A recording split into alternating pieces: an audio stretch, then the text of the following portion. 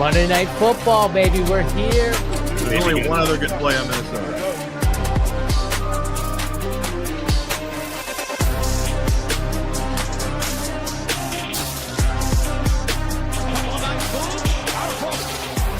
Touchdown in 46 seconds. Punches back. Touchdown.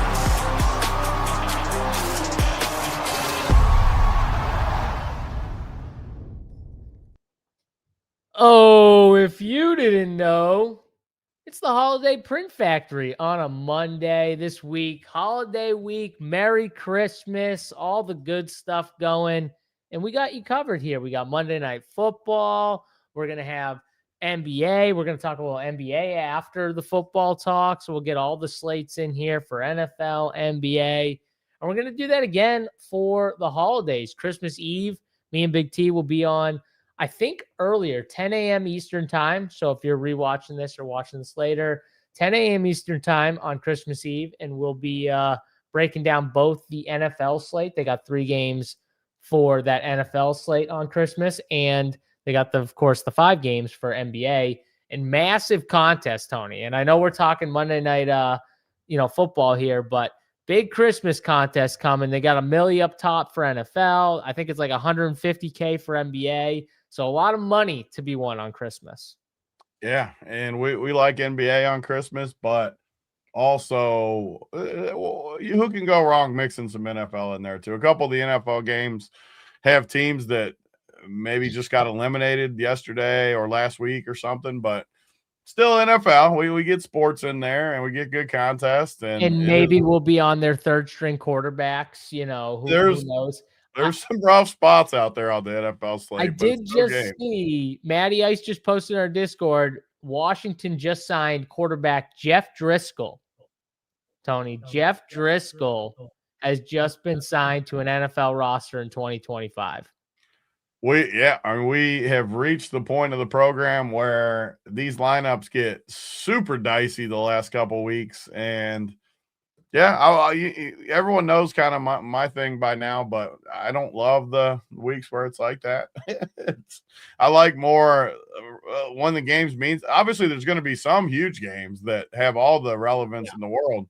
I love those games. Some of these games, you just have no idea the motivation factor. I don't care who you are. You might think you know what they're going to do, and then sometimes too, we've seen in past years teams that should lose will just randomly play their ass off. So you don't know what teams are going to do. But these quarterback situations are interesting. You got a lot of quarterbacks banged up on teams that are maybe out of it or in it still. And how's all those Baltimore CLV tickets looking today? Are they everybody that was so happy with all their prices and all Tony, let's pull up the old DraftKings sportsbook here. Just because if you loved Baltimore at what was it, 22-1, 25-1, Tony? Were those the odds here? A lot of them were 20 to. I heard a lot of 20-1 braggers. Yeah. All right, well, 20-1 to win the Super Bowl. Well, if you loved them at 20-1, 100-1.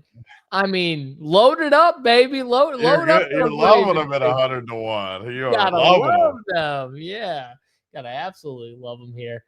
Another thing we're loving is how my Jacksonville squad right into Mile High. Where's ODB at? I almost posted the GIF. Bo Nix throwing pick after pick, bad ball. He threw a hospital ball to my boy Pat Bryant. I mean, I'm still sad about that. That was with the game out of hand too. He got clobbered on that. That sucks. Those things are the worst too when the game's like actually over. I think what was there, a minute left or something? You know what's worse is when both teams are kneeling. Yeah. That's when you know it's bad. Like when both, and luckily, apparently, they already got him out of the hospital. He just apparently they ruled out major injuries. So I think they said he just really has a concussion. I don't know how he doesn't have like cracked ribs or something like that, but because it looked like he took an absolute shot to the ribs, but apparently it's just a concussion. So glad that hopefully he'll be back for the playoffs, hopefully. And, but glad that he doesn't have like a major injury. But that did suck because what was there, like 30 seconds left on the clock, Tony? I mean, they were down 2 touchdowns with under a minute. I don't Yeah. know exactly, but the I mean, game was over for sure. There's fighting, and then there's just kind of being dumb. And it never looks dumb until something like that happens, and then you're like, what were we doing? Yeah. I just saw Seattle linebacker Derek Hall, 1-game suspension, was upheld today. I didn't even realize, what did he even do? Until I saw people talking about it, I don't remember what he did. Step on a lineman or something? Is that what he did? I never went back and looked at the actual incident, but I think he kicked someone or something. But yeah, he stepped on a lineman, I think.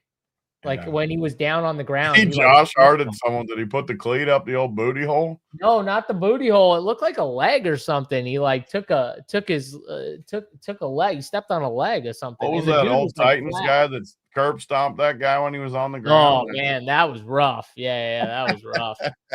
and Dominican Sue was like the king of these things, where he would just hurt people when they were down. He was the mean guy, but yeah, no, it's definitely that game, Carolina in Seattle, or I'm sorry, in Carolina, that's gonna be a good game. That's good. Carolina's fighting.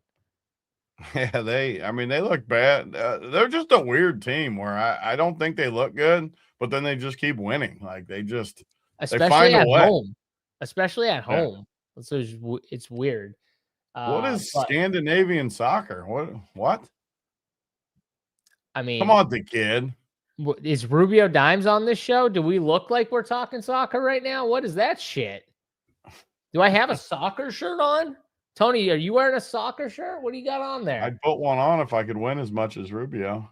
Well, if I could win as much as Rubio, then I might still not wear one though. I'd wear soccer shirts every day. Screw it. I might rather lose. I can't wear the soccer shirt. I might rather lose. Oh man. Yeah, well, all right. It's definitely going to be interesting to finish. We do have one game tonight, Tony, that does have implications because the 49ers, they need to win. They need to win, and then obviously they need to beat Seattle in week 18, and they could potentially have the 1 seed, as crazy as that sounds in the NFC. So don't forget, Seattle's not a lock to get the 1 seed. They still have the inside track, but they're not a lock. Yeah, I mean, you keep hating on Seattle. Keep throwing it out there. Your time's going to come. You still, in the entire season, have said not one good thing about Seattle. It's always the negative. I said one good thing about Seattle. Their special teams is really good. Their special teams is really good. Rashid Shaheed is a really good punt returner. Really, really good. We got our number tonight too, where everyone thinks San Fran's good and Indy sucks. At home, 5.5. That old tricky 5.5 just staring at me. I'll say it right now, Tony. When I looked at this game this morning, I was like, I actually think the Colts have what they need to give the 49ers a game. I actually believe it. So seeing that number, that trappy 5.5 number, makes me feel good, because before I even looked, I was like, okay, how would they go about? I think the way you beat the 49ers, I think you have to be able to run the football. And that's the one thing that we know the Colts are going to try and do, right? We know for a fact that the Colts are going to try and establish it with Jonathan Taylor. I'm not saying it's 100% going to work, but I'm saying that's going to be their game plan. And I think to beat the 49ers, I do think that's a solid game plan. If you have a good run game, you can keep it close. Can Phillip Rivers game manage another game into a close game? And I think he might be able to, Tony. Yeah, I mean, the line, I never question the 5.5s, because every single time, pretty much, when it's a home team, 5.5 like this, sometimes we talk about it where if it's a road team that's getting the 5.5, it's not as obvious. But when it's a home team like this, it's always a tough click. I mean, it's one of the things about the 5.5s. It's a tough click, but they always come through. They always win more than they lose. I really struggle tonight because I'm just so low on the Colts, and I've been so low on the Colts. But I'm never going to question that 5.5 number ever. I'm just not. It's one number I will not question. So first of all, this is 100% a walk. Drink warm water. Don't watch movies. Easy. Done.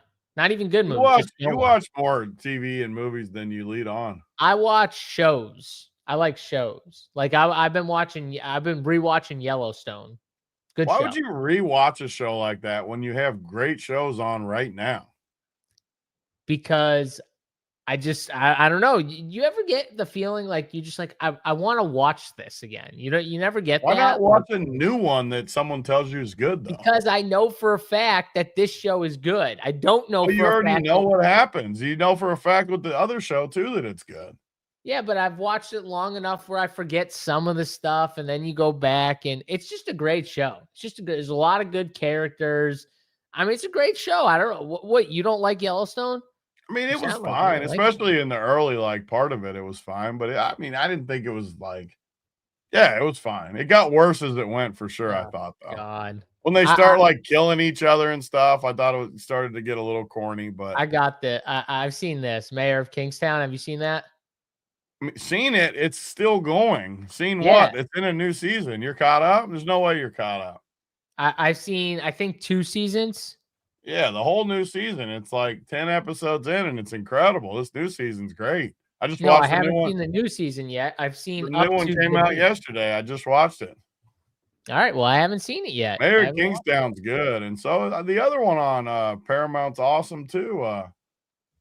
I'm watching it. I forget what it is right now, but it's another one on Paramount too. Oh, I got my Paramount Plus subscription now that I can get rid of my ESPN. So we're good to go. What is the other one now? Tulsa King? No, it's a different one because it's still going right now. I've never seen Tulsa King. Tulsa King's entertaining, but it's not incredible like these others. Who's the lead guy? I've seen Stallone's in. Stallone. Stallone. Landman. Landman and Mayor of Kingstown is Paramount.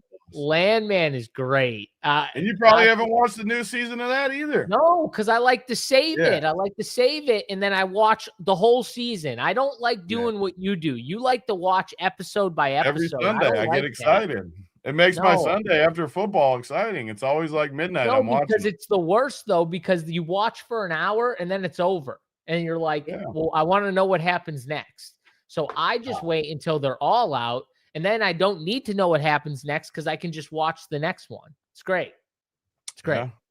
Never leave me guessing. I love it. Big T, the GOAT of Run Pure. All right. Thank you, Mook. Thank you, Mook. Mook Woo. Mook FRM Woo. Big T appreciates you. Big T gets moist.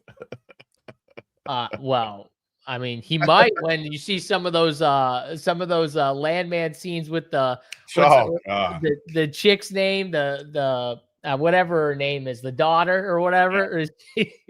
I mean, woo! She's got to be one of the hottest possible chicks. The best things about Landman though are the interactions between the dad and her. Those are and the lawyer, things. The lawyer in her is hilarious too. Yes. Just his reactions, he's like. It's so funny. It's so good. When where do you even find clothes like that? He's like, Lord, give me strength. Just the craziest shit ever. He's like, I don't want to hear any of this.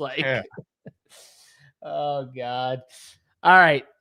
We are going to get to this football game here. We started to talk about it, and then we got sidetracked. I'm blaming chat for sidetracking us into the movie conversation, but Big T loved it. He probably did get a little moist with that. The desk started to rattle a little bit because this dude loves movies.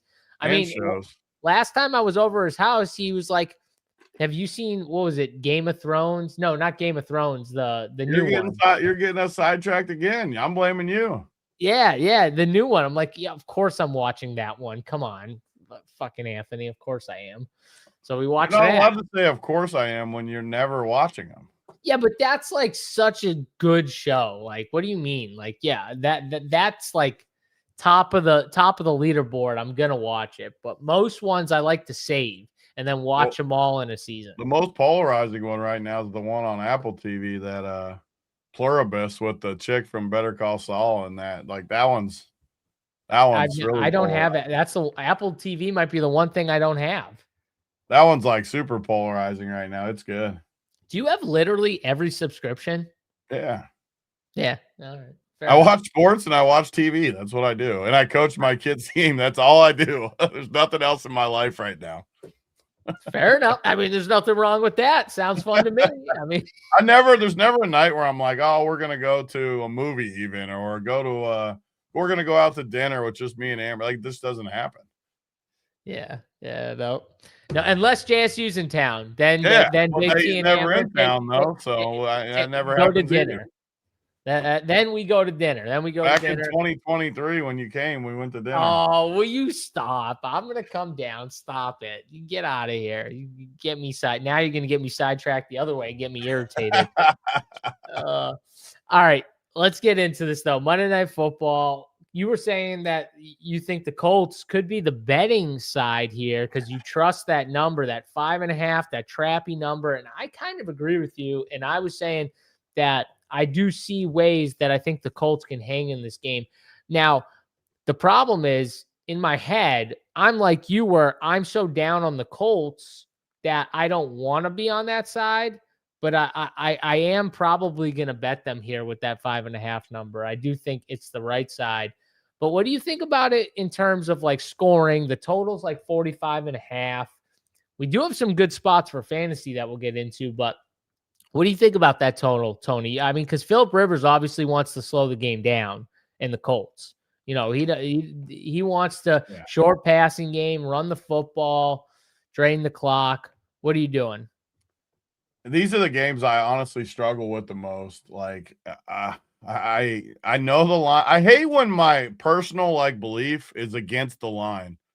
I love it when my personal beliefs, like if I loved Indy tonight, I'd be so happy all day because I feel. But when it's the opposite, I just really, really struggle with it because I want to just shove San Francisco in there, but I know it's not the sharp move.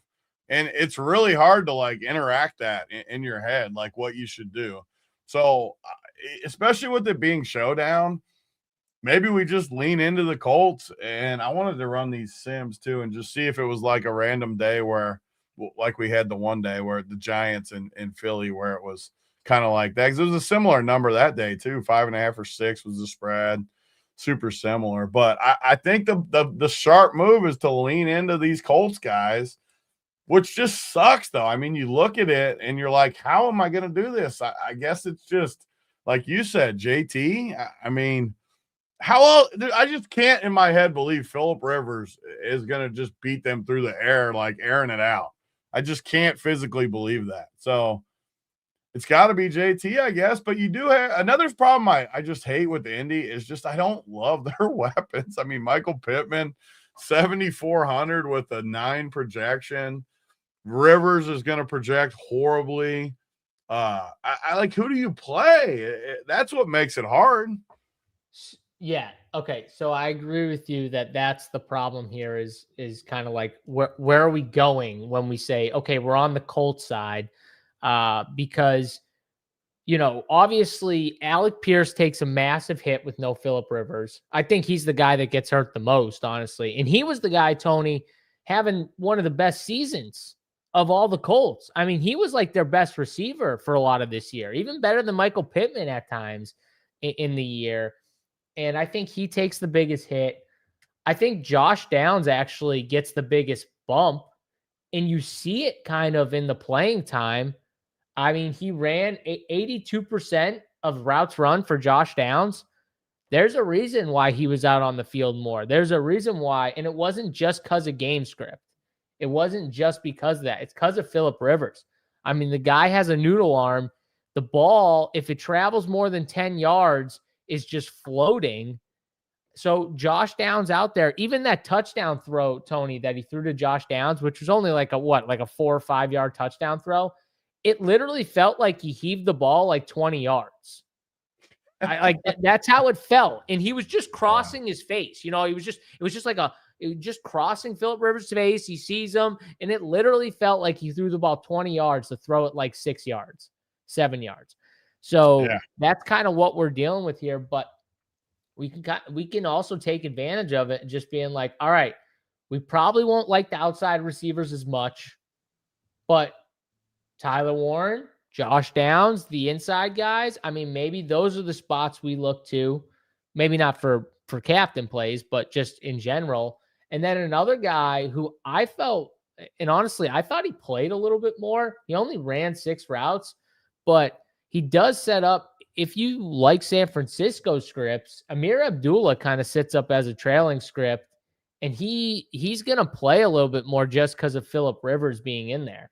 So if I'm wrong and they can't run the football and the people that are on the 49ers are right in those scripts, I think like Amir Abdullah is a pretty good tournament play for value. So I think there's ways to play these Colts where you kind of get rid of like the outside receivers maybe, but you look to the tight end or the inside slot guys more. And that we know who those guys are because Josh Downs, that's what he does. Tyler Warren, 50% of the time in the slot. Josh Downs, 78% of his routes in the slot. That's where we want to target, I think, Tony.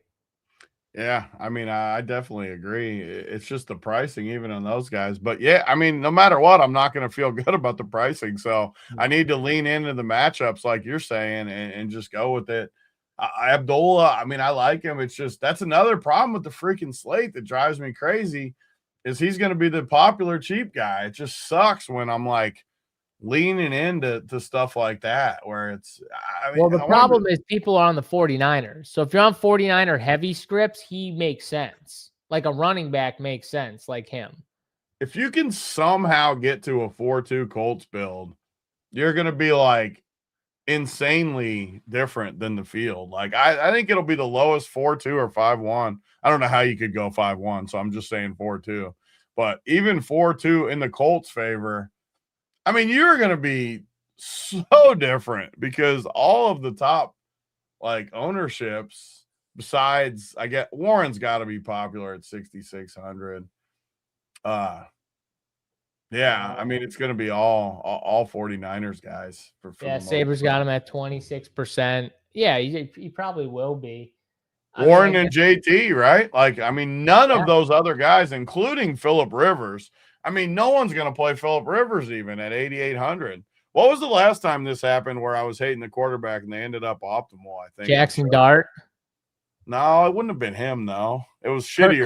Kirk Cousins. Yeah, Cousins when he owned me. Yeah, that's what it was. Definitely Kirk Cousins. I don't think Phillip Rivers can own you that bad. He might own you, but I don't think he can own you that bad. The worst part is I don't respect San Francisco's defense either. I don't think they're as good as they've been. And like, I wish it was anyone but Phillip Rivers. I just really struggle with it. Like, man.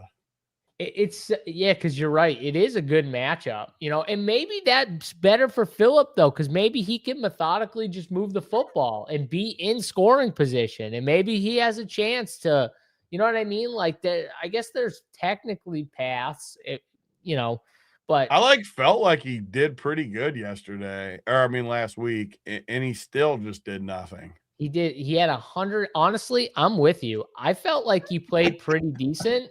And he had 120 passing yards on 27 attempts. And 8 fantasy points with a touchdown. And 8 fantasy with a touchdown, my 5.5 number might actually lose tonight for once. I just can't. I'm struggling so bad with the Colts side.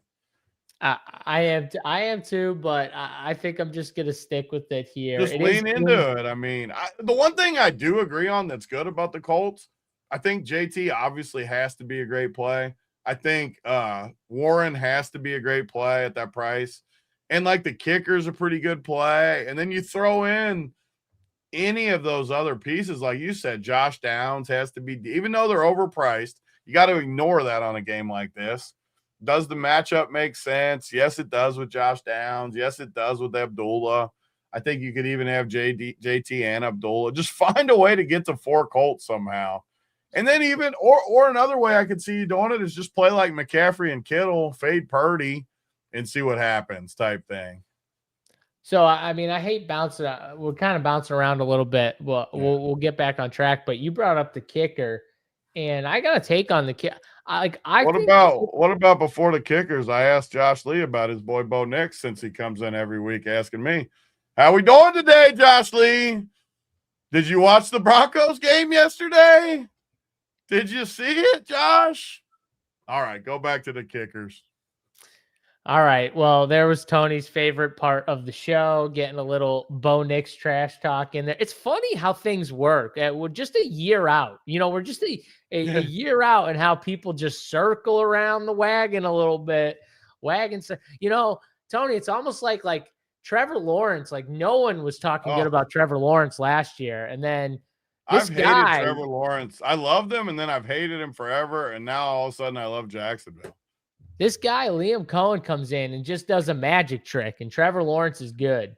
It's literally a magic trick. I swear to God. Teams need to not give up on people so quick.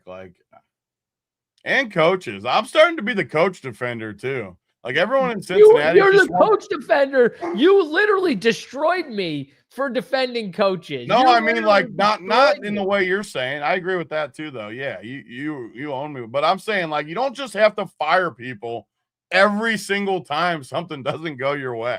Like, I just don't let it take path a little bit first. First of all, too, what teams need to start doing is copying these coaches and these good franchises that are finding offensive-minded coaches, offensive-minded head coaches, right? And then just get like a D coordinator. Look at San Francisco with Kyle Shanahan. Look at Jaguars with Liam Cohen and what he's doing with the offense. Look at Ben Johnson in the Bears. All right. You can take from these guys, and the Aaron Glenn experiences do not work. They don't work, Tony. I think that's where they get fucked up. I'm not saying abandon on coaches too soon. I'm just saying, like, Seattle, their defensive guys working pretty good. Wait a second. Time out. Sam Darnold. Let's not pull up Sam Darnold's last couple games and see how he's been doing, my friend. He's going to shove it in you just like he just did. He's going to shove it in you again. You are the Sam Darnold defender that I never thought I'd have to deal with on a weekly basis. I can't believe I have to. Your 49ers team is going to go and whoop that ass. They might. I love San Fran, so I wouldn't mind that. Where's my kid? The funny part is, Tony, I think that San Fran could lose to the Bears in week 17 and then beat your Seahawks. It's weird how matchups work. Like, I think that the Bears are a bad matchup for the 49ers. If they lose, then that game won't matter in week 18. That's my problem is I think that they could lose and then it doesn't matter for them. And then we know San Francisco, they're sharp. San Fran will probably lose tonight in this sharp Colts spot. Oh, now you're back in on it. I've never not been in on the number. I just don't agree mentally with it. You know me with the 5.5. Dude, I just told you that the great play. I just told you that I think the 49ers could beat the number 1 seed in the NFL. Or that won't be a hot take either, though. It'll be like Jacksonville this week. Like, that wasn't a hot take. Jacksonville. Well, what do you think the line is in that game? Like, it'll 3? be similar to how this game was, where the Jacksonville-Denver. It'll be like it won't be shocking at all because people respect San Francisco. By the way, those 3 numbers: Carolina, New England, Jacksonville. They've like all hit this week, by the way. And I think all 3 of the better teams won, honestly. I do too. I do too, 100%. But all right, let's go to captains here real quick. Tony, talk about the top spot because obviously you got to get that right when you're building your showdown lineups. It's the start to your lineup, who you're playing at the top, and we've got really good studs on this slate.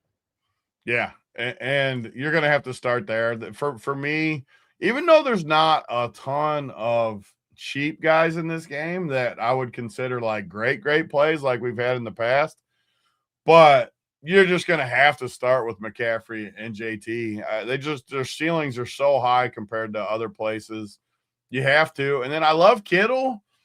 He's just really expensive. And I love him in the flex still. I still probably like him in the captain a little. But I don't know. He's pretty expensive when I guess you still save $5,000 on a McCaffrey, though. So you still got significant savings. But San Francisco side, I really think tonight it's just going to be McCaffrey and Kittle. I don't think I'll have Purdy. Jennings is too much for me. I think it's just McCaffrey and Kittle from the Niners. And the Colts, definitely JT, because he's got to be the sharpest. I think JT is for sure the sharpest captain with the way these teams are. And I guess Tyler Warren could this possibly be a kicker spot for us too? Is kind of what I'm looking at. Maybe it's whenever we can play studs is when I like kicker captains. And this would be a game like that because there's no value. It could be, I guess. So, I forget what happened. I was going to go into my kicker spot right here real quick, but then we got sidetracked or something like that. But yes, I do think it's a kicker spot. And I honestly think that I'm going to go as far as to say that playing at least one kicker is going to be a lock for me on this slate. Like I need at least one kicker on this slate. I especially like, though, I don't want to say I like both kickers, but Blake, what do you say, Group, or however you say his name, for the Colts, the kicker, he had his first double-digit game in like 8 games, and I don't think it was by design, Tony. I don't think it was by accident. They have Phillip Rivers in there who can move the football a little bit, but he struggled finishing out drives. What does that mean? If you're not finishing out drives, you're kicking field goals a lot of time if you can move the football a little bit, which I think Phillip Rivers will be able to do. And if that happens, I think you get another 3+ field goals out of the Colts. We think the Colts can cover. If we think the Colts can cover, I think it all sets up that the Colts kicker is going to have some opportunities to kick some field goals and to score some points, because I don't see Phillip Rivers just thrown for 3 touchdowns. I just don't see That's it. one thing I definitely do. I'd be stunned if so if they're not getting smacked, then I think the Colts kicker is going to have something to do with them hanging around in the game. I think he's got to be good. And who knows, maybe it's a kicker back and forth game. So I really like the kickers in this spot. My issue with the captain kickers, Tony, is can one of them be better than both Jonathan Taylor and CMC? No, but I don't know if they have to be. If the path I would see, and it's going to suck for me to say this because a lot of people are going to play this build, but it's just so natural of a build. It's the same build we used pretty much on the show where we won all the money. But just say you play a kicker captain and JT and McCaffrey, it leaves you with enough to play Kittle and Warren with the other kicker, or it lets you get even more creative and like a quarterback with one of the tight ends and a cheaper play. Basically, if you play a kicker captain with McCaffrey and JT, you are so well positioned. Just say McCaffrey and JT both hit their projection. They both get low 20s. Oh my God, that team's so good. That's what I mean, and everyone's going to play it once they see it. So, everyone's going to play that team. But just say McCaffrey and JT both get 23, 22 in that range. The kickers get about 13 to 15. There's no way that build's not just rolling. You get in trouble when McCaffrey and JT start getting upwards of 30. Then you're not going to do it. But I don't know if McCaffrey and JT are just going to go for 30. I could see low 20s. And, I mean, that build looks good to me. Or you can go with the tight ends and something like that too. You do. Here's my thing with the Colts. If they're playing well, I think it's the kicker or JT. I think one of those plays is smashing. And they could both smash too, honestly. But I think it's one of those two. Yeah. So those are the two captains I see on the Colts side, and on the San Fran side, I mean, it's got to be outside of a kicker. Obviously, it's got to be CMC or Kittle would be the two captain plays. I don't. Yeah. Are you playing Jennings over Kittle? I'm not tonight. I don't really even see how you could consider it. I know I'm a Kittle guy. I actually have liked Jennings a lot this year. I've used him a lot on main slates. if they're both at these price points, though, as the only two real options in this offense, even though Kendrick Bourne's been good at times, I don't really like him. The only thing I like about this slate, I say this every time we do a San Fran showdown, but besides those top guys and kicker, like, who are you gonna like? There is no one. They got like, I don't think you're doing it wrong by literally playing like only 5 Niners guys in your whole player pool and just mix and match a ton of those Colts plays. Yeah, there's literally no way that I can sell myself on playing any of these other guys in the middle tier. I just can't even, I don't see a play. Like I don't, Jennings at least does have upside, Tony. Like we know Jennings can catch for sure. He's one multiple of them, touchdowns, but I don't want to play him over Kittle. I mean, even those 2 touchdowns. And it's really hard to play both when you're like, yeah. That's got to be a bad build. Like that's got to be one of my first rules. It's just got, it's got to be playing both of them. Like play one of them is a rule. What would the build even be? Because if you play both of them, you're almost for sure going to have to Brock play Purdy Purdy. captain. And you're not playing McCaffrey or JT. Like, I mean, that could be a build that wins a lot of money, though, if it goes that way. Yeah, I can't do that. I got to be playing JT or CMC. I mean, that one of those guys has to be on my team. I don't think the Brock Purdy can't. Even I'll say this about the Colts too. I thought the Colts were going to struggle with some of their guys out last. They played Seattle, man, friggin' hard. Seattle's. I know we make fun and big T's like you talked. Seattle's a good football team. You know, like they gave them. I mean, honestly, the Colts should have won that game, Tony. And you're a Seattle homer, and I think even you attest that they should have won that game. They did everything to win that game, but sometimes it just doesn't fall your way at the end. But they should have won that game. I mean, because it shouldn't have been that close. You know what I'm saying? Like the game shouldn't have even been that close, and it was.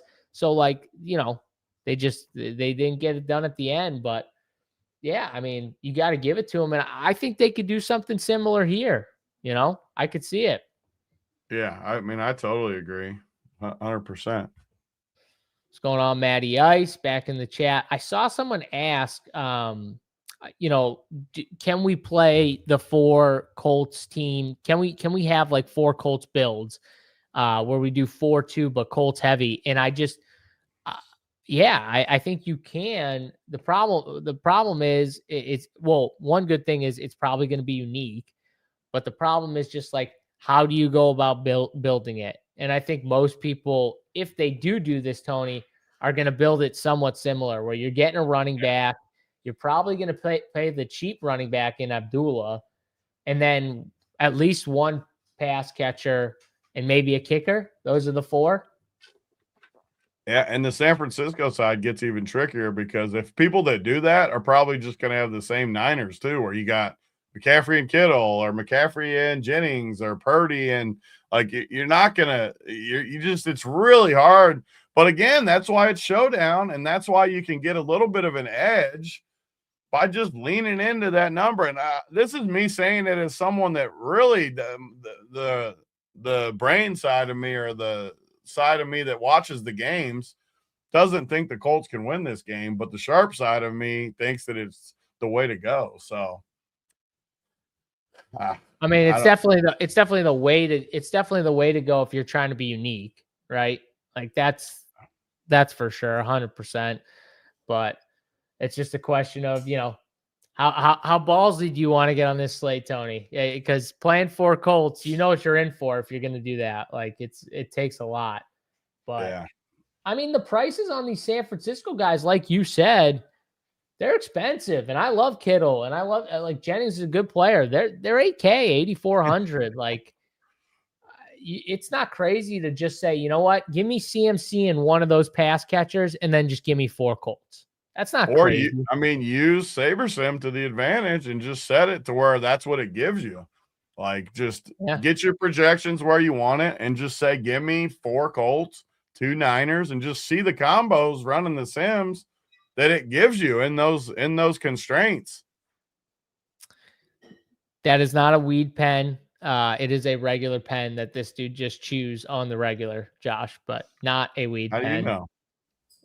Dude, I can tell. I know for a fact. By the way, I've been in that office. You actually write shit down. This dude actually uses that pen. He doesn't just chew it. He'll use it and write shit. He'll scribble shit down on pieces of paper. Oh, Like it's like I fucking just wrote. 1995. Max 1 San Francisco wide receiver.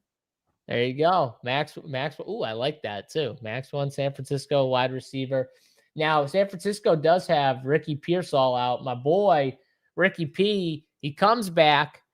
He gets hurt, Tony, in game, comes back, plays well, gets hurt, I think, again.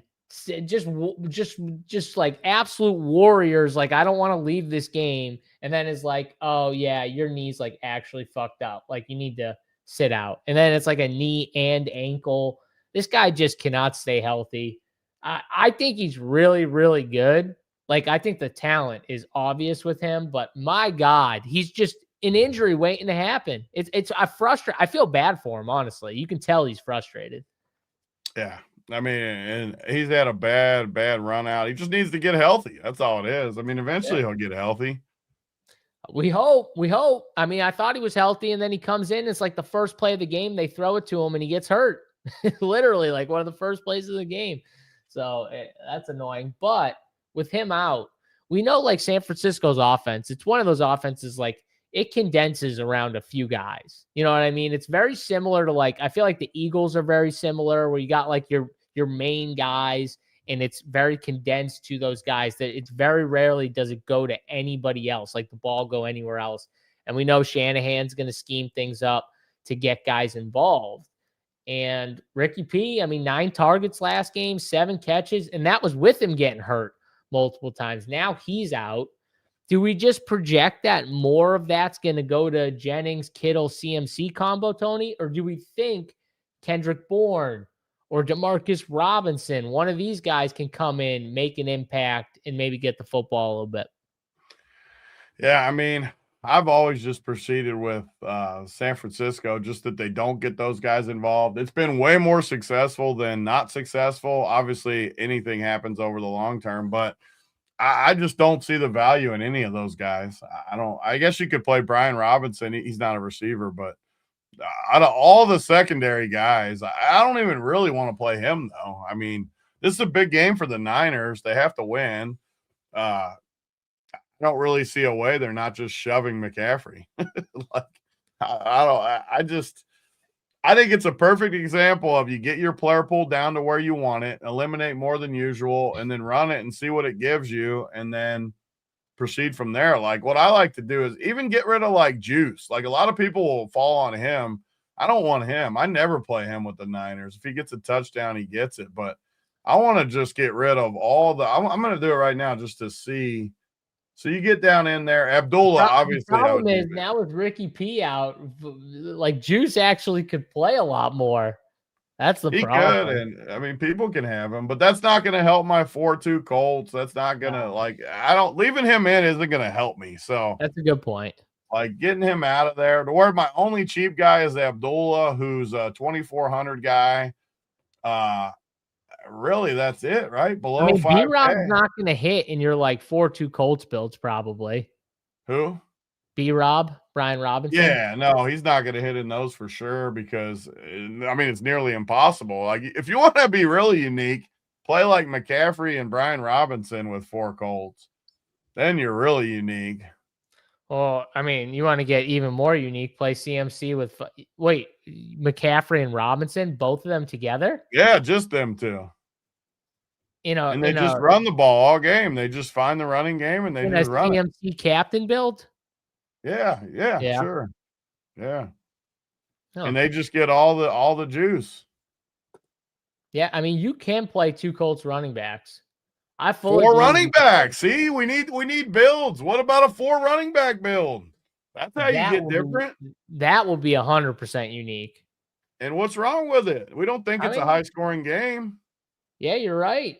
You're right. I agree with you. I don't think it's going to be that high scoring. Those are the type of things that win you a showdown too. Like if you do stuff like that, and honestly, in a game like this, I don't mind leaning into some different combinations. Like, yeah, 2 running backs each side with a kicker.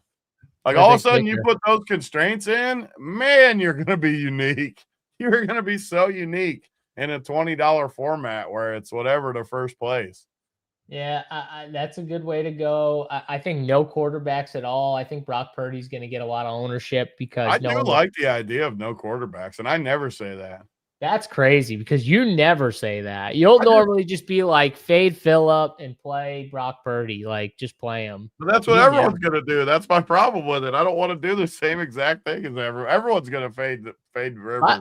By the way, too, we're kind of glossing over the fact too. You lose one of your best receiving options, and Brock Purdy. If you take out last week's game, which was against, like the Titans, like Brock Purdy hasn't had the most stellar couple of weeks outside of that Titans game, Tony. It's not like he's been 100% great Brock Purdy. Could he struggle a little bit is the other thing. This game's in Indy. The Colts are playing better. What if Brock Purdy struggles a little bit? I think that's another way this game stays under. The Colts stay in it. Brock Purdy maybe is struggling. Maybe CMC's good, but Brock Purdy can't get them into those finishing drives where they score. I 100% agree with that. And I think that's probably how the Colts do stay in this game or win. Brock Purdy, because McCaffrey's not ever going to be bad. Let's face it. Like he might get slowed down. He's not going to be bad though. Purdy could be bad. Like I don't know how you don't play McCaffrey. Like I just in some way, like it's nearly impossible not to play those two guys. I agree. Like I just because even if they say they have a bad game and they get like 15, they're still if they get 15, there's a good chance it's a low scoring game. Yeah. And 15 is going to be huge in a low scoring game. So yeah, the more we talk about it, the more condensed this player pool is for me. It just keeps getting more and more condensed. Running backs, kickers, tight ends. And I forgot too, this is big for the Colts. They get D-Buck back, DeForest Buckner. He's like their best defensive player back on the line for the Colts here. That's huge. It's absolutely that's a massive injury they get back. He hasn't played in weeks. Yeah, I can see it. I can totally see it. And it leans more into my kicker running back builds anyways. So it kind of like fits what I want to do here. So I'm kind of liking where we're at, Tony. I think the more I look at captains, I think it's CMC, it's Jonathan Taylor, it's kickers. That's it. Yeah. Those are the four captains. That's why I like doing these shows because it really condenses for me. And I didn't like receivers coming in. That doesn't mean I'm not going to play any of them. Obviously, I am, but I like the other path a lot. Even the defenses, like if it's going how we think it will, maybe the Colts get to Purdy a little bit and throw them in the middle. Oh, let's try to win it tonight. Let's go crazy and try to do something fun tonight. I got top values on the board, and I got Colts defense on my list right here. Colts defense. What are they? 34, 3,600, something like that. Purdy's. We seen him throw multiple picks in a game recently. Like it could happen. He could get rattled a little bit, throw some picks. I could see it. Yeah, I love that. All right. Anything else here with? We kind of already talked about like the Tyler Warren, Josh Downs, Michael Pittman, Alec Pierce, the Colts receivers. Is there anything else for you to add? I assume you like Warren the best. Maybe rank them of the mid range. The Colts receiving options. Oh yeah, Warren for sure the best, but his price is a little bit more than Downs. I think I liked your reasoning for Downs. I don't like Pierce. I don't really like Pittman just because he's a decent amount more expensive. He's all right though, possession guy. Warren. It's really hard to like these guys though, and they're just gonna have no volume is the hard part. It's not like Rivers is going to come out here and throw the ball 40 times. Like, and if he does, that means it's bad. Like that means they're getting worked. Yeah, worked. Like out of the equation anyway. So he probably ends with like 8 again, anyways. Yeah, even with those attempts, maybe 10. But yeah, no, I think Josh Downs is like Josh Downs and Tyler Warren. I think those are the two guys. I think those are the guys that I want, and I'll probably be heavy on. It's funny, the Colts, just with my numbers and stuff, Colts have been getting crushed by receivers, which kind of makes sense because they've been down multiple cornerbacks, multiple of their starting quarterbacks. But San Francisco more like middling to the receiver. I wanted to look at tight end here and see where, San Francisco can be got by the tight end. 8th overall fantasy points per game given up to the tight end over the last 5 games. I mean, not bad. So Tyler Warren, Josh Downs, they kind of fit what I want to do. So I think those are the 2 plays if I have to pick 2 right there. Anything else down below these kickers and defenses, Tony? Anyone else you kind of see down here that you could even entertain? No, I mean, not for me besides Abdullah. Yeah, it's just Abdullah for me too. I kind of just feel like Abdullah doesn't get there either because everyone's going to go to him. He probably doesn't. He's probably the chalk piece. Like if you're playing cash, you probably like just plug him in there. But like he's probably the chalk piece if you're playing that $20. What is it, Tony? Is it 500K to first? What do they got here? 300K, 300K to first on DraftKings. He probably isn't on the optimal.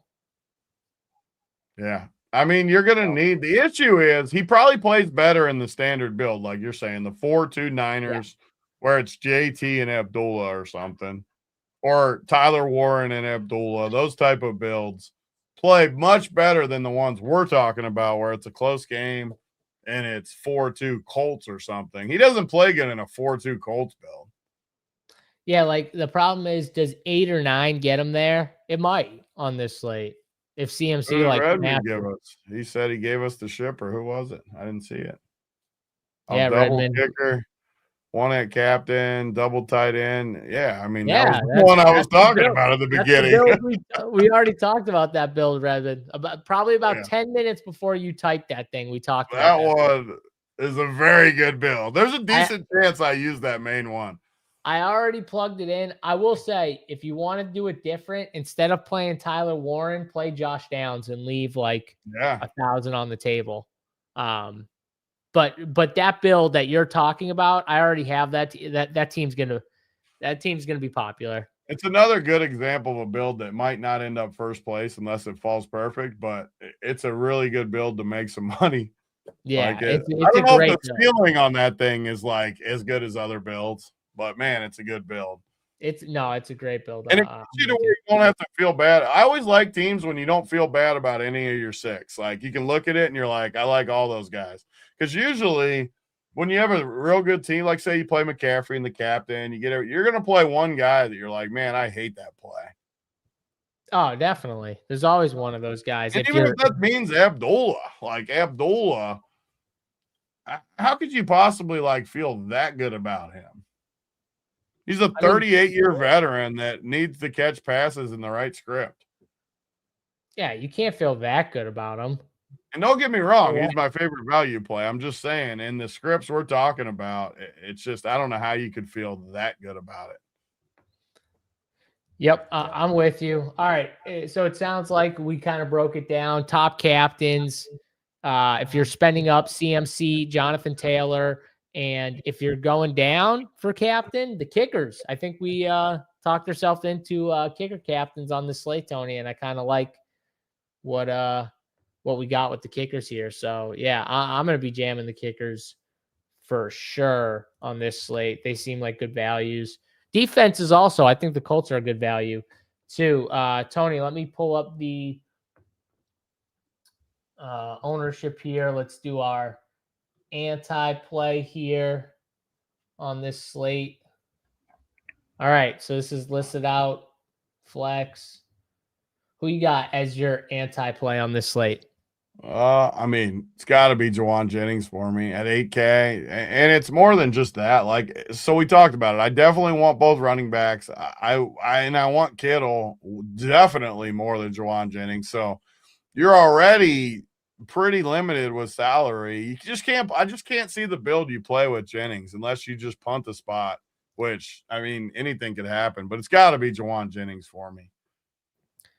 Yeah, I figured you were going to go there because I was like, there's no way he's going to pick George Kittle between George Kittle and Juwan Jennings. And I like Kittle a lot. We didn't talk a ton about him. I love him in this spot. So, like, I'm definitely not giving him. Well, so you don't like him in the captain, even though you love him in the spot? I do. I just don't love his price at that, but Yeah. I do love him. I mean, what's the build? So if I flip it, what does it drop you to? If you just say you play Kittle captain instead of a kicker, let me see what it does. I mean, you're still going to probably play 2 studs. Kittle and the kicker. So yeah, I mean, you're down to like 5K 3K range. 3K? Like a Brian Robinson, Robinson Abdullah. So there's the example. Would I rather play Kittle captain with Robinson or Abdullah, or kicker captain with the other kicker? Yeah, I mean, I definitely think there's a path where you could play George Kittle without Brock Purdy.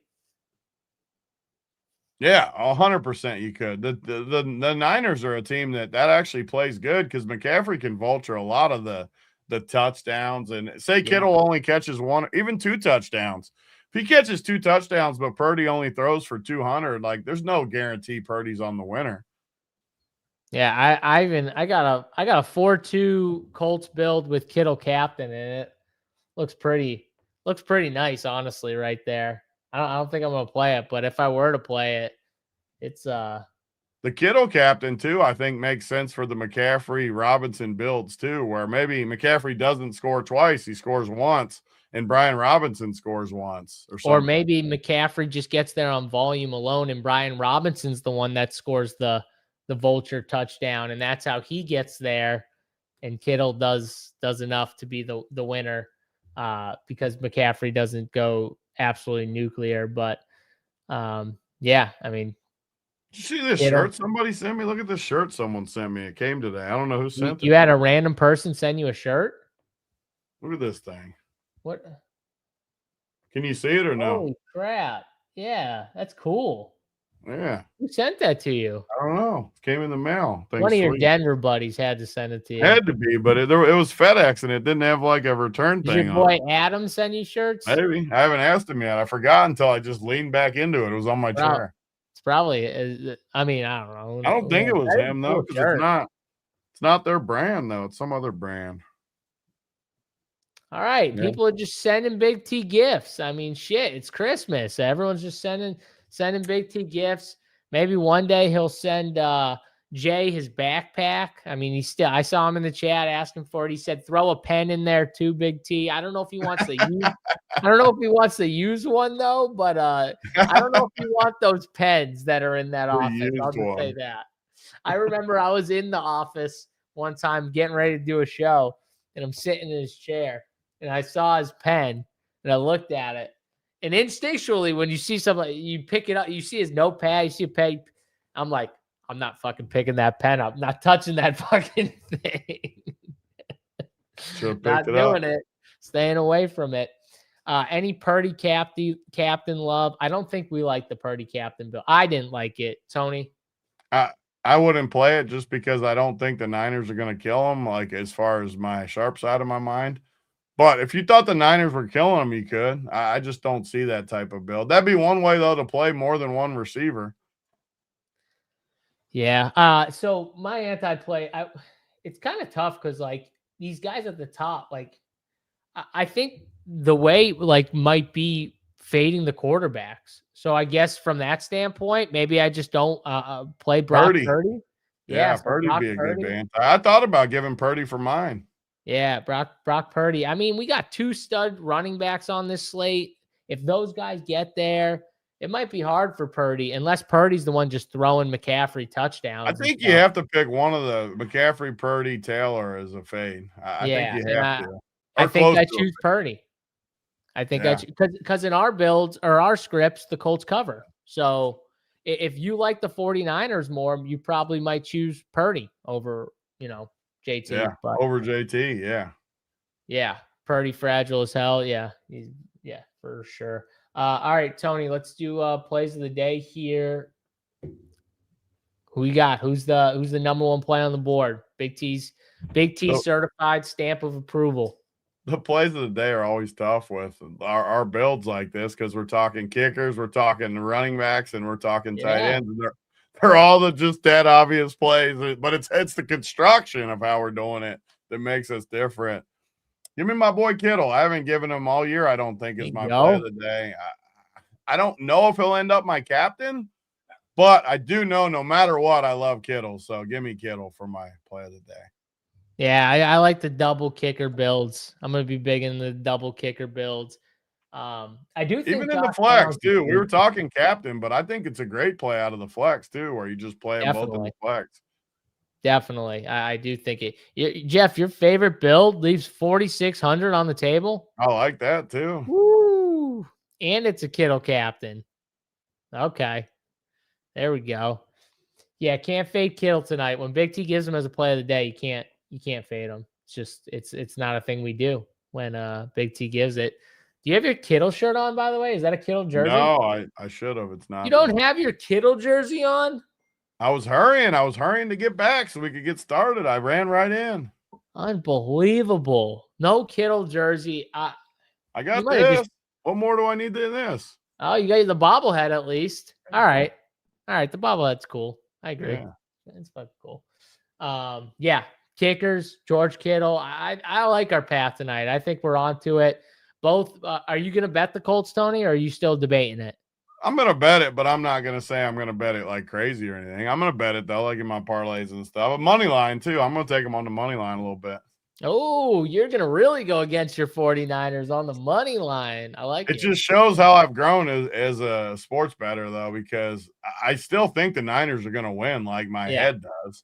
But I'm still able these days to be able to bet the Colts because I think it's sharp and just watch. I don't have to. I won't get mad if the Niners kill them. I'll feel good, though, when the Colts win, and I'll be like, that feels like an accomplishment. When you can put money against the team you think wins, I think you've accomplished something as a sports bettor because all casuals, me included for a long time, we could never bet against the Niners in this spot if I think they win. No, never. I mean, it still is hard for me to do when I'm like, oh, I think this team's going to win, but I'm betting the other team and I'm just going to go with my read and stuff. It's hard for me to like say out loud because I feel like I'm like hedging when I say that too. You are kind of, but it's still saying the truth. Like my eyeball test likes the Niners. My smart, sharp side likes the Colts. That's not hedge. It is hedging, but it's not. Yeah, it just I mean, like in my it feels like I'm hedging inside. Yeah, you're not sitting there rooting on anything. Like I hate that part too. That's the worst part about. And on top of it, I'm kind of rooting for the 49ers because I want. Yeah, you want them to beat Seattle so bad. I don't. I don't actually want them to because I want Seattle to get the 1 seed. I want Seattle to get the 1 seed because I have so much best ball playoff stuff already drafted with 49ers. It would actually hurt a lot of my teams, like losing the first round. I don't want my team to lose the first round. Our boy Redmond agrees with us about the NFL and the Christmas. It's ruining the NBA. Thank you, Redmond. It's ruining the NBA slate. The Grinch is ruining our slate. I thought I was the Grinch of Run Pure Sports. You kind of are. I mean, I definitely. I think I do win that title, but. Yeah, no, it's bullshit. I mean, we're gonna have to watch friggin' Jeff Driscoll and I don't even know whoever's playing the Cowboys and Patrick Mahomes third stringer because he's out in Denver. I mean, it's just that's gonna suck. That's gonna suck. I'm not happy about it. I'm not. And it sounds like I'm being a bitch because NFL. Oh, we get NFL. It's happy. Christmas is for NBA. NFL can take any other day. Don't take Christmas. I guarantee even the NFL is a little disappointed how it's shaking out. By the way, it sucks that NFL can't like flex these games out. Like this game, anything, throw it out. Like this game doesn't mean anything, throw it out. It sucks they can't do that, but I get it. We got King of the End Zone tonight too. We forgot to talk about that. Oh, yes. King of the End Zone. DK promo. I mean, Tony, who are we going with for King of the End Zone here? I hadn't even thought about it till right now. Let's look. I know we don't love Amir Abdullah, but could it be Amir Abdullah season? I did want to say it too, because that one of those last times we had this, the defense, which we kept talking about was stupid, paid like $300. It went back the other way. It was so annoying. Why? Why? It was like not a lot.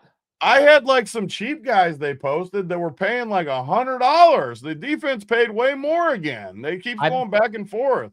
I'm telling you, bro, people are just getting sharper with who they're betting. You have a better chance of betting a plotter to somehow score like a 15-yard touchdown, a guy that's not known for anything, and it will pay out more than some shitty guy like Demarcus Robinson. I bet you people will click his name because you think bomb maybe with Demarcus Robinson, right? What about Mo Alley Cox?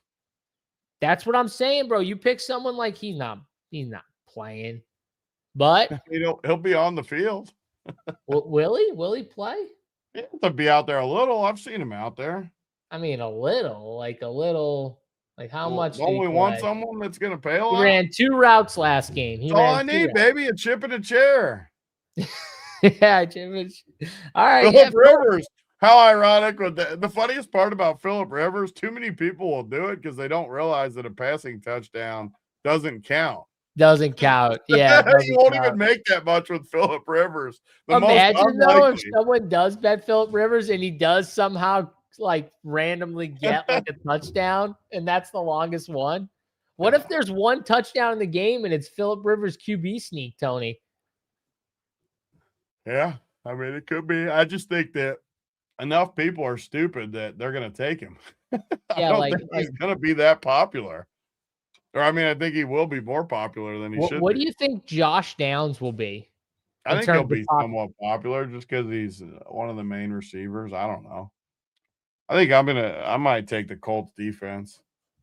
Yeah, defense is a good pick. I'm going to either go the Colts defense or Josh Downs. I haven't decided yet.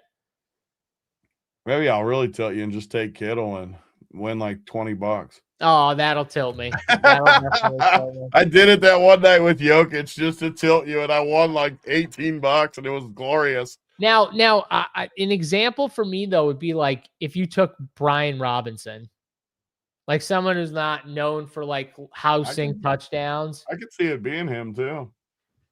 Yeah, he's not a bad pick either. Those are the type of plays Who's though. The third running back for him, Grindo. It's either Garindo or the James. The Oregon guy, Joshua James or whatever his name is. Yeah. Jordan James, I think. Jordan James. Yeah. Colts. Yeah. Purdy pick 6. I think you're right. The Colts defense might be the play. Last time it paid $300 and I was pissed I didn't take it. Because the last time, the one I'm talking about, it was a 99-yard reset thing right away. Now, it ended the whole slate immediately for King of the End Zone. Whoever it was a 99-yarder or something where you couldn't beat it. Whoever it was, someone in the chat will know. Whatever it was the last time that it paid a defense. It paid $300. I can't remember who it was though. The NFL games looked amazing until everything just fell apart for like almost every single one of those teams. They just all fall apart. Think about it. Washington before the year was like. Everyone was like all pumped because they had the big run in last year, and then they do Washington things and it doesn't work out that well. And Dallas fell apart. Just so much going on with that. Chiefs, Patrick Mahomes does suck, but all right, Tony, do you want to do a quick overview of the old association before we get on out of here? Yeah, I mean, we can go through it. I was trying to pull it up when you were talking too, and there's a decent amount of injury news too, but we can at least go through just to look at it real quick. Just a quick rundown because I only got 30 minutes anyway. So I thought it was a better idea before I actually looked at the stuff that was going on, but yeah, we can definitely do it. Yeah, we'll just give like a quick rundown and people will know, like, obviously, if you're not in Discords for NBA and stuff like that, not paying attention to news, like, you definitely got to make sure that you, are staying up on the news and getting the notifications and everything Hank like that. wanted our stuff from the wood yesterday where we were zoomed in on our dome pieces. Oh, God, I don't like that. I don't like that. No. I hate that view. I hate it. I'm definitely not doing that. By the way, One thing I liked about it is someone called me skinny. They said that how much weight did what? Big T lose? Yeah, they said it. Oh, Yes. they're trying to suck up to you. They It probably want worked. one It of those worked new on me. I hats. felt good. I left the show like feeling good about myself. They probably want one of those new hats or something like that. They got it. That's how you get it. You call me skinny. Okay, there you go. Call him skinny. You'll get a new hat or something like that. All right. NBA stuff. Let's just run through these games quick here. Charlotte and Cleveland. News here with this game. We've got Charlotte side, no Colin Sexton, no Kalkbrenner for the Charlotte side, which might open up a little value on the Charlotte side with the big situation, but they do have LaMelo in 8,400 for him, Miles Bridges, Brandon Miller, who's finally starting to round back into form a little bit. 250 balls in his last 3 games, Tony. The minutes are back up to where we want it to be, 39, 35 in those 250 ball games. He only played 30, but that was against Detroit in Detroit, and they kind of got spanked. So, we can kind of throw that game out. Everything looks like he's, good to go. And I like Brandon Miller, the player. I think he's got a ton of upside. Mine's just that price tag. 7,600 is a tough price tag for me to swallow, but I think he's good enough to do it. And on the Cleveland side, you got no Mobley, Max Struss still out, and then you got some guys that are sitting like probable, Sam Merrill, Craig Porter, I think also as well. So, Cleveland outside of no Mobley, pretty healthy on this slate. They should have Donnie Mitch back as well. He is probable. So looking good on their side. Seems like the value could be on Charlotte, Tony, with the bigs. Yeah, you got one of the better values, probably the best value of the whole slate with Diabate, 3,900. Good, solid projection. Kalkbrenner out, like you said. Got to be one of the better plays of the night for sure. The interesting part of the slate, though, is just the OKC. How many people are out for them? So they got Chet, Hartenstein both out. So they're another team. So like Kalkbrenner's out for Charlotte, and you got OKC missing multiple. Even Jalen with a Y is out. So they're missing multiple bigs. Yeah, and some of these projections, I was just looking like at the point per dollar rankings, and man, it's just all OKC plus Diabate. So you got clear cut values tonight, which means you're allowed to go up top and get pretty much whatever you want in these other games. And we got Jokic on the slate. So a lot of people will start with Jokic might actually get owned tonight because of all the value. Jokic and then but Charlotte side, Diabate, you're more than likely going to play at this price. Trey Mann looks somewhat decent to me, but you're not going to need the value tonight. Concaniple's just a beast. I love but his price is finally getting up there. He's $7K now. Like you said, Brandon Miller, don't need it. Cleveland side, a lot of these guys are okay plays. Pretty much all of them. Donovan Mitchell, Garland, Jared Allen, they're all okay. I don't know if I'll go there. Donnie Mitch for sure. Spida, I could definitely get in my mix just because he's a stud. There's not a ton of studs on this slate, but I don't mind Jared Allen. Yeah, I mean, mind him. No Evan Mobley, down a big for Charlotte. I don't mind Jared Allen if I went like it's probably not like the path, like the mid-tier routes, probably not the path on this slate, but it'll get you different though. It'll get you different. I mean, because Diabate, all these bigs, and Jokic is all centers, obviously. But yeah, it'll get you different. Yeah, I think he's the guy I would kind of look to. Cleveland's pretty healthy though. Charlotte's, I mean, honestly, like Charlotte's studs are healthy. You know what I mean? Like the big usage guys, like even Kalkbrenner's not like a massive piece in terms of their offense. It's just the fact that he plays a big chunk of the center minutes, like half the center minutes most nights. So that's going to go to Diabate, Plumlee probably, but which makes them good plays. But the usage guys are still there.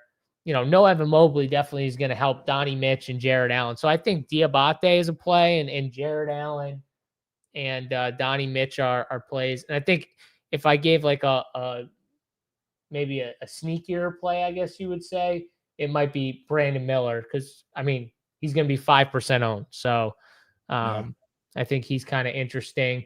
Let's go to Indiana and Boston. And Tony, if you don't like a game, we can easily, this is definitely a slate. If you want to cross a game off, feel free to cross a spot off. We don't got a ton of news outside of no TJ McConnell for the Pacers, and Walsh for the Celtics is questionable with an illness. So,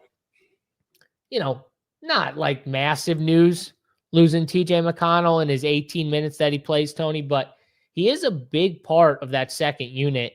And when he's out there, he does a lot. So it is kind of a pretty solid loss when, you normally when you see a guy playing only 15 to 18 minutes, you're like, oh, there's no way that guy's going to be that big of a deal.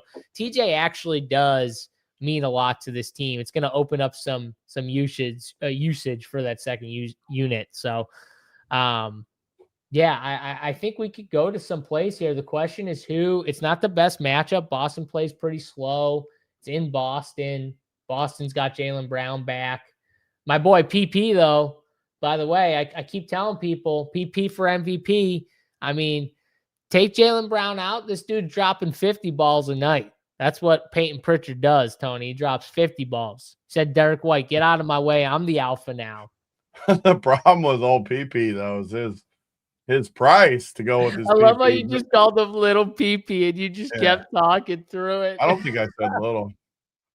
Did I say little? I like it if I did, but 7K. You just naturally said little. I swear to God, it's the funniest thing. Oh. 7K is rough for me. I can't get fully behind that in this spot. I think it's an okay spot, though. You'll play up in pace. Indiana, even though they got different guys, they still compete a little bit. I don't know. I don't love this game. Like how you said, we don't have to play every game. Just looking at it, I don't see anything that sticks out to where I think like Nembhard is a decent play. I agree. But he's not like one of my first in or anything. If I landed on him, I'd be okay with it, though, with McConnell out. Like Quentin Jackson's okay with McConnell out. Nothing I need, though. It's a spot where I'll wait and see what kind of falls down the line.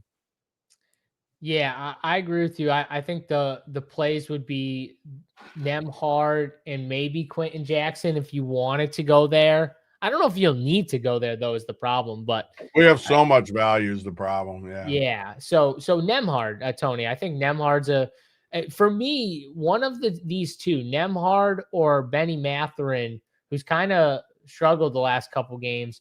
I think one of those guys is going to take some of that usage here. So maybe one of them is a good play. But on the Boston side, I just, with Jaylen Brown back, the price tag seem inflated on Peyton and Derek White. So maybe it would just be Jaylen Brown would be the play if I was to pick anyone off Boston. But the other guy I could consider if there's no Jared Walsh, who I keep talking about. I feel like every time I'm on a show, I say his name at least once when the Celtics are on. This Hugo Gonzalez is good at basketball. He just keeps looking good to me.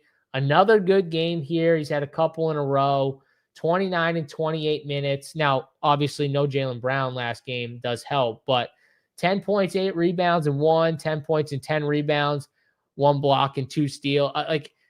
He's good, Tony. He's a solid player. He's 3,700. If Jordan Walsh gets ruled out, I do think he's someone we could look at for value.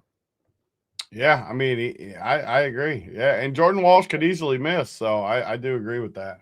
Yeah, but if he's in, I wouldn't touch him if he's in. It's so hard to do an NBA like full breakdown this early just because you don't know, but I agree with you. Yeah, 100%. There's a lot of ifs and ands depending on what's going on. And one piece of news drops and just everything's different. So I hate giving concrete answers because it could be totally different by the time someone plays the slate. Well, that's why I like to put if this guy's in, I like this. If this guy's out, I like this. So it's pretty clear. In the Dallas game, we do have Cooper Flagg, who I think is questionable in this spot. And my God, your boy, he's coming on recently, Tony. I mean, he had some massive games. He's been playing some big minutes too. I mean, 42, 40, 37 minutes in the last couple games.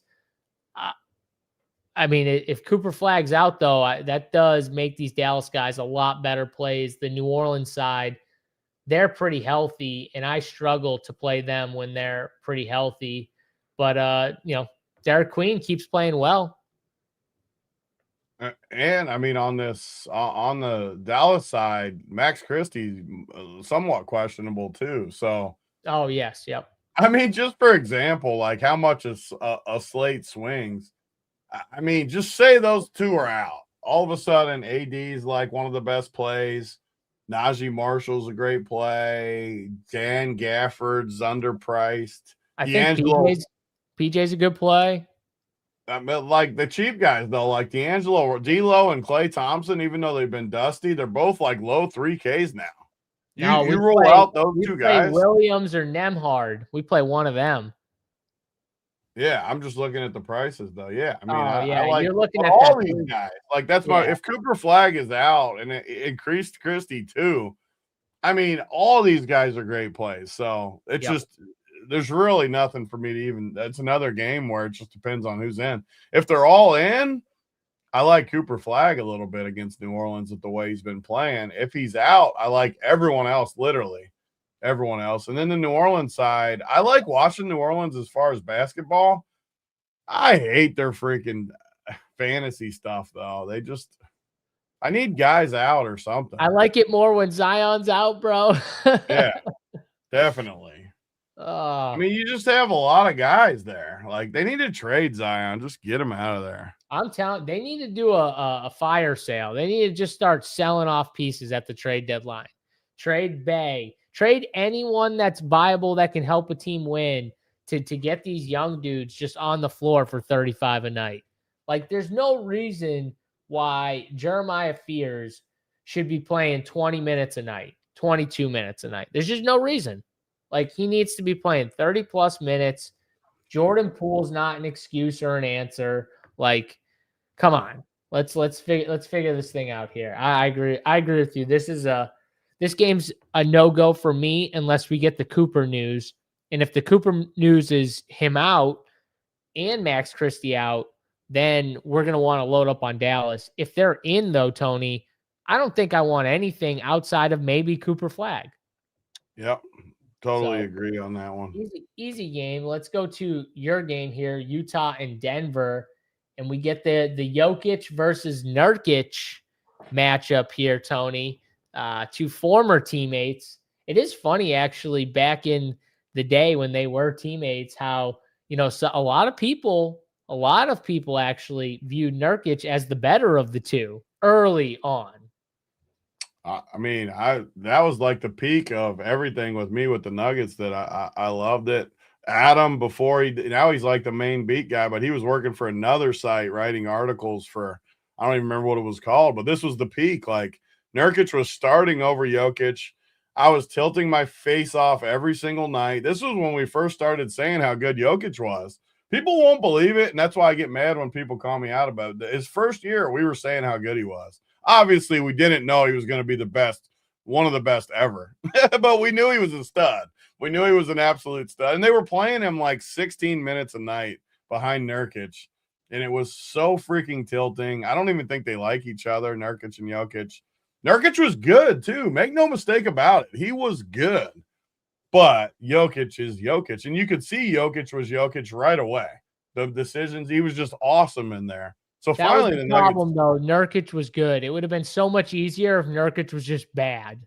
Yes, 100%. But they finally realized we just can't keep both of these guys. So they traded Nurkic for, who was it? Plumlee? Like, they just gave him away, basically. Imagine if they traded Jokic. Imagine if they chose They would have wrong. never done that, but yeah. No, but I'm saying, imagine if they chose wrong. It would have been one of the worst trades ever. But and honestly, for Plumlee they gave up more, and everyone made fun of that because they gave up more than they got back. But Plumlee was a better backup, and it just made sense NBA wise. But yeah, these guys don't like each other. Jokic can't wait to play against Nurkic. With all this value on the slate, I already always play Jokic. People make fun of me. It is what it is. But I don't see how you don't play Jokic on this slate with all this value.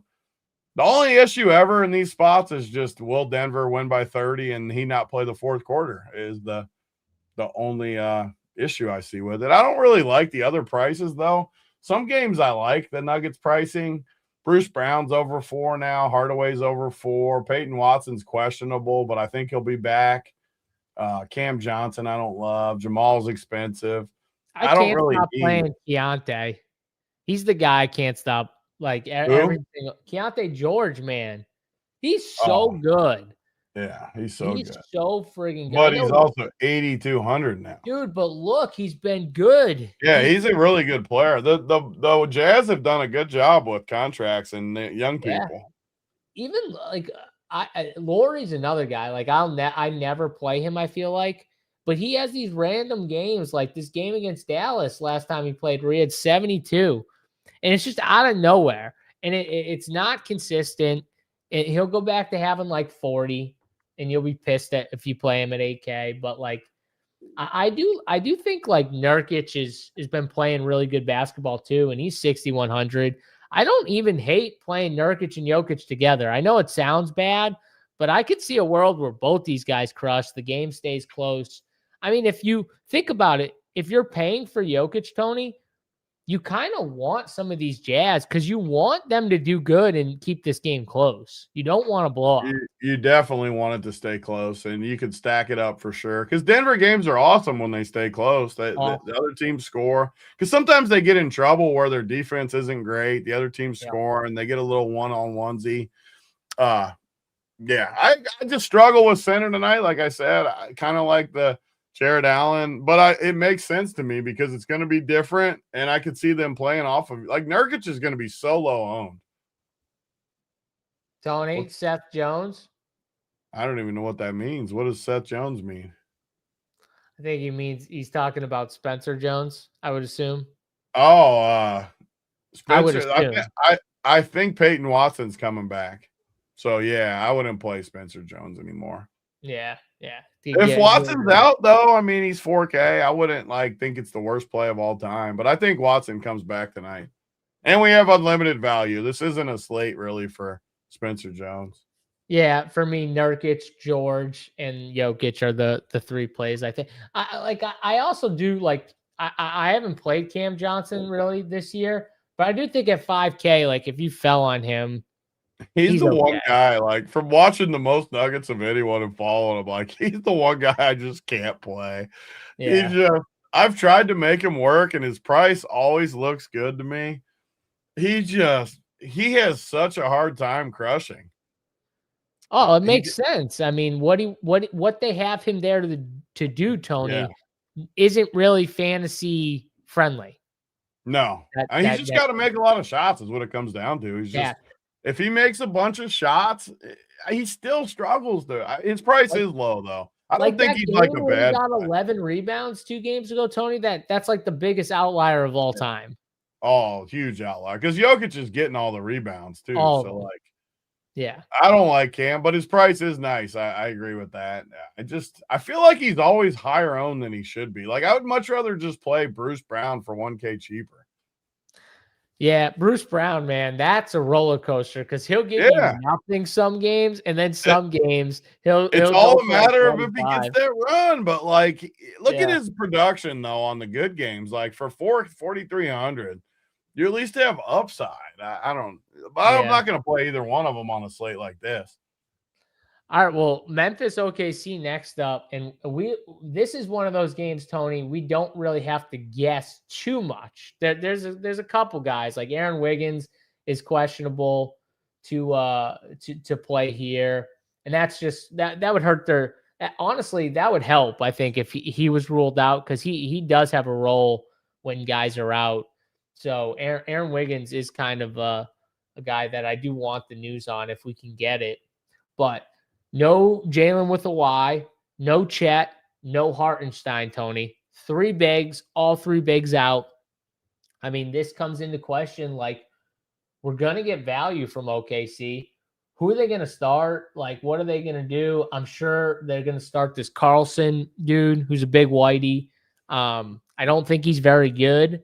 But with OKC, like, you don't have to be that good when SGA's on the floor and you got J-Dub on the floor. Like, you can fall in to a decent fantasy game here, Tony. So, yeah, I mean, he makes a lot of sense, and he's just another big. I mean, he's another center. We don't get the power forward help, but he's a center. Yeah. I mean, 3K too. You get the Stone Men 3K. I don't think he's very good either. I just, man, if he starts, like, I don't know. It comes down to Diabate, Jokic, Carlson. You don't have to play him, put it that way. He's not like a guy you just have to play, but he is 3,000. He's going to be in a good spot going against a bad Memphis team with SGA creating everything. But then you got other guys too, like Kenrich Williams, I think is a lot safer. Yes. 3,200. He could just get all the run too. Like, there's nothing that says they have to play a guy like Carr. You don't know with the OKC really until you see the lineup, because it would help if Wiggs got ruled out, by the way, for him. Which you probably will with all these guys out. Like, I mean, OKC, you're just gonna have to wait. The game's at 9:30. All these cheap guys, wait for lineups, get in the Run Pure Discord. I'm with you, though. I kind of want these other guys because I want my centers to be centers that I like on this slate, like good centers. You're not going to like Carlson either. I know for a fact. I'm like, I want to find. The hard part is, though, he's 3K. Like, if he gets like 25, like, it's tough to overcome. Yeah, but I agree with you, though. I think Kenrich would be like the pivot. Yeah. I mean, I think they're both going to get a ton of ownership. Yeah. Kenrich is going to get a lot of ownership, but he should. He's 3,200, and you know that they'll play him, and he's forward eligible too. I don't know how you don't play Kenrich. That's why. He's going to be very hard not to play. Yeah, and then and Isaiah Joe's only 3,400. He's going to get a nice little boost too. Yeah, and then you've got like the filler pieces like the AJ Mitchells, who we know is really good, and Lou Dort, even though I hate playing Lou Dort, he would get helped out if Wiggins got ruled out too. I think it would help him. But yeah, there's a lot of good plays on the OKC side. Definitely want that news on Wiggs. And on the Memphis side, another team, Tony, they're still down Ja Morant, Edey, Vince Williams, Brandon Clark, who just came back and now he's out again. Conchar, Pippen, Ty Jerome, Small, all their guard depth is just gone. It's literally gone. Like, they don't have. So Cam Spencer comes in, and dude's just been balling. Cam Spencer is a hooper. I don't know if you gotten to watch a little Cam Spencer, Tony, but man, he's been good.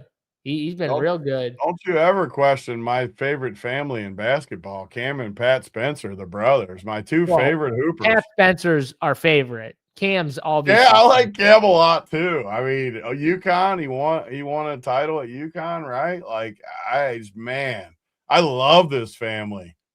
It's funny how everyone likes Pat Spencer now. The dude is a legend. Like, it's crazy that he was like the best lacrosse player in the country, and then won the player of the year, and then just like, I'm gonna play hoops.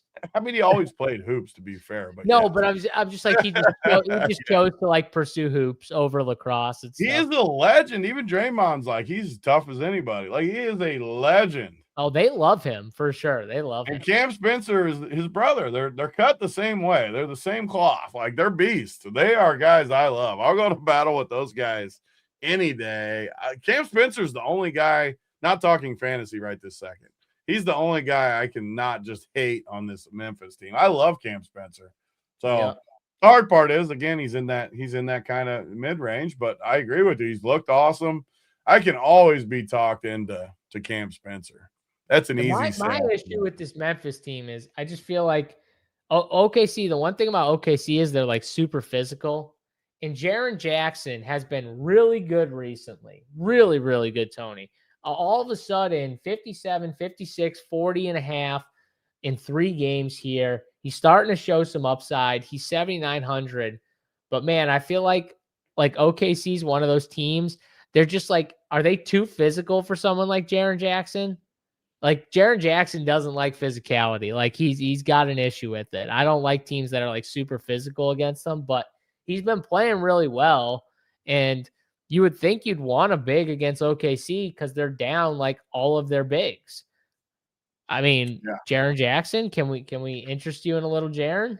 I definitely can't play Jaren Jackson against OKC, but I mean, it's some of the things that in NBA, like I'm willing to be flexible on some things, but man, if a guy's 8K and he's only projected for low 30s, that's one thing you'll just never see me on. Well, I it's just not a good can't. matchup. It's a I bad know, and the matchup. projection's just so bad though. Like I Yeah. just can't. I'll never play guys like that. I'm not entirely projections like some people are, but if it's like that far off, I just won't do it. I just refuse. Are we still not talking? No, the show's not over. We're still fucking talking over here. Walsh is out, by the way, for the Celtics. Yeah. So that will open up some things. Maybe my boy Hugo will get a little spot starter. Maybe they'll go mine on. Who knows what they'll do, but that'll be interesting here. All right. So no bigs for you, Santi Aldama, no interest at all. I've honestly tried to play these Memphis guys a bunch. Like I've had Santi a decent amount, Jalen Wells even one night, Cedric Coward a few slates. I've played these guys more than I should, and I don't ever remember like feeling good about it. They just don't come through for me. And on this slate, the good thing is I don't have to do it. There's nothing sticking off this page that I have to play right now. So I'm out on Memphis. I don't want to do it tonight. That's fair. That's fair. If you're stacking up OKC, that'd be my only like case to make is like you just stack up this game and hopefully it goes like to the moon, pretty much. Like hopefully it goes nuclear. You play Spencer, you play one of the bigs on Memphis, and then you get your value with OKC, and you play one of the two OKC studs and stack from there. I don't hate it in large field stuff, but I get why you wouldn't want to play it. It is a horrible spot. In OKC too, Tony. Just not a friendly spot for Memphis. Let's go quickly. Orlando and Golden State here. Another spot where still no Franz for Golden State. And they got Jalen Suggs as doubtful as well. So going to be down two of their better players, Tony. And Paolo Banchero is ramping up. The minutes are all the way up here, 39 and 42. His last two games, 66 and 51.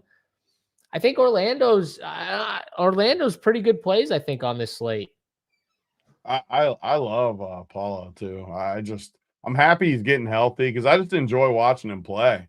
You talked him up hard when he came into the league. I remember that. You loved him.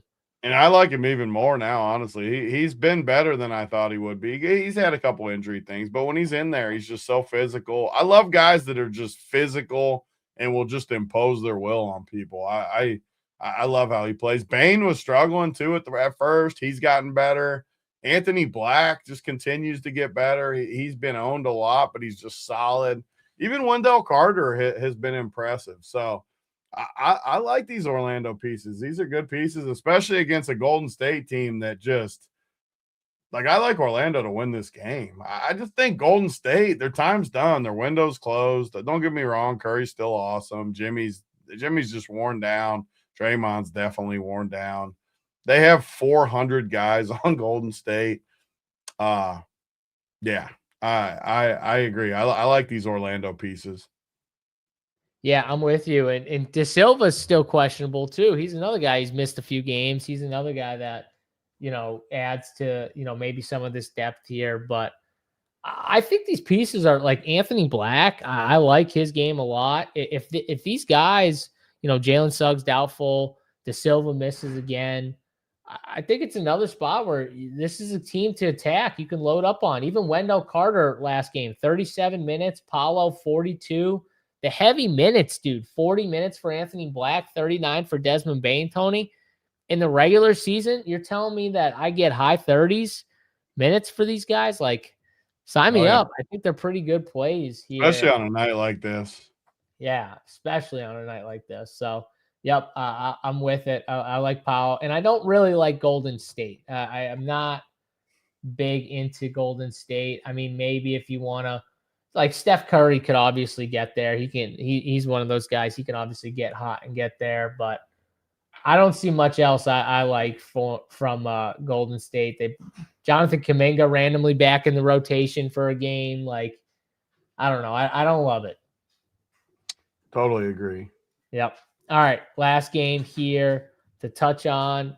Then we'll get out of here. Just a reminder, guys, smash the like button here. We're going to be doing another one of these shows for the Christmas Day slate on Christmas Eve, 10 a.m. Eastern time. Me and Big T will be on talking the 3-game NFL slate and the 5-game Christmas Day slate. So we'll do a little combo NFL NBA show. So if you enjoy these shows, smash the like button. Make sure you're subscribed to this channel as well, so you get notified when we go live. Every time we go live for free shows, whatever they may be, NBA, NFL. We've been doing best ball shows. I know we're going to ramp up some more best ball shows for the playoffs coming up. So we'll probably have one tomorrow, I bet, round 1 or 2. And yeah, a ton of stuff going on. So make sure you guys check us out, runpuresports.com, smash the like button, subscribe to this channel here. Last game up, Detroit and Portland here, Tony. And this is one of those spots where, you know, you got Jalen Duran probable in this spot. Still no Drew Holiday, still no Scoot. Jeremy Grant is questionable in this game. But outside of that, like, Detroit, pretty healthy on this slate, Tony. And their team, like, I haven't really liked to pick on, because honestly, they've been really good and they've been tough. So I don't like I don't like picking on other teams against them. Yeah, I was going to say, I was waiting to see what you said because I was curious. But in this game, looks like the worst of the night for me as far as just the overall. First of all, it's the late game. I mean, unless I like a late game, I don't really sit on news and stuff. I'm not one of those people that are going to do that. Like the 150 players like Rubio and JBC and everyone that's really good at it is just going to rerun at each game set. But me playing 1 to 3 teams, I'm not going to wait on a game like this. I'll be honest. There's not a ton of news. The matchup, I hate going against Detroit, exactly what you just said. The Portland prices aren't great anyways. There's nothing I need. So we have clear-cut values. We have studs. We have everything I need before this. And Orlando, like you said, I love Orlando late. I'm out on this game. Yes, Christine, plenty of Christmas Day giveaways. We got to be giving away gear too, Tony. I'm sure we'll give away some gear on that show. That's got to be here pretty soon, I would think. We got the beanies. We got some beanies. All right. Boom. We'll give away some beanies. I don't care. We'll give away something. I swear. We'll give away something on the Christmas show, because it's the giving season, Tony. It's the holiday season. We got to be giving some stuff away. So we'll be giving some swag away. So make sure you check that show out. Like I said, Wednesday, 10 a.m. Eastern time. Be hanging out, talking some football, NBA, for all the good slates they got over on DraftKings. $1 million up top for NFL. I think about $150K top prize for NBA. So a lot of money to be had and made.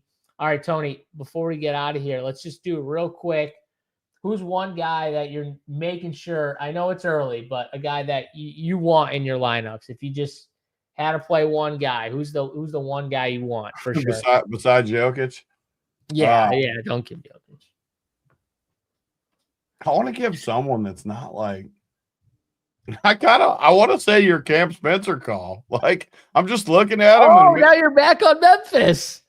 No, I like Cam was the only one I liked, but just looking at it, like, I could say Kenrich Williams. I think he's a lock. I think Diabate is basically the first 3 guys I'm putting in my lineup are Kenrich, Diabate, Jokic, but they're all probably 3 highest owned.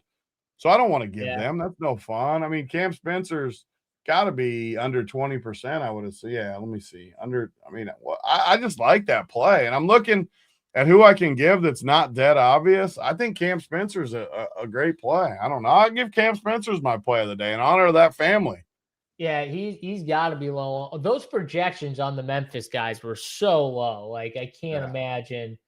Yeah, 19%. So he's the only one getting any ownership, 19%. His projection's like solid for the number, but I think I'm going to project him even higher. So I'm going to get a lot of them. Tony, look at the rest of that ownership right there on Memphis. Yeah, there's nothing there.